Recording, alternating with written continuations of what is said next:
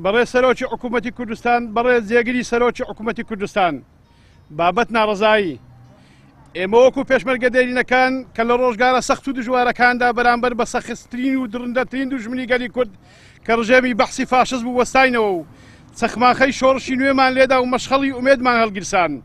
شەهیدبوونمان لە پێش هەموو شتێکدا نابوو ساوەڕێ ئەو شەرەفەمان دەکرد کە خەڵاتمان بێت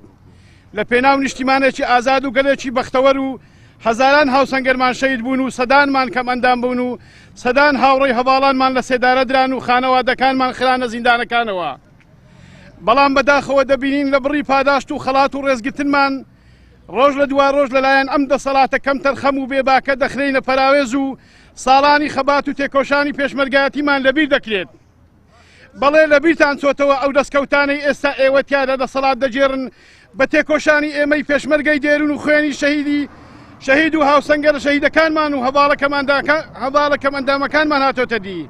جامی تووڕەبوونمان لەسەری ڕژاوە و بۆیە بۆ 2000 ئەم دەسەڵاتە بە خوێن و قوربانی دانی و ماندیبوونی ئێمە هاتۆتە دی لە ڕێگە ئەم ناڕزایەتی ئاگادار دەکەینەوە کە بە جددی بێنە سەرخەت و ئاورەک لە دا و داخوازەکانی ڕەواکانمان بدەنەوە کە لە خوارەوە پۆڵنمان کردنەوە ئەجینا هەڵوێستی تر و تونمانە بێ یەکەم نهێشتنی جیاوازی و جیاکاری لە نێوان پێشمەرگە دێرینەکان دوم جیاکردنەوەی موچەی خاننشینی پێشمەرگە دێرینەکان لە خانەنشینی گشتی سێم پێدانی زەوی بەو پێشمەرگە دێرینانەی کە تا ئێستا زەویان وەرنەگرتووە چوارەم پێدانی موچە لە کاتی خۆی و قەرەبۆی موچەی نەدراوەکان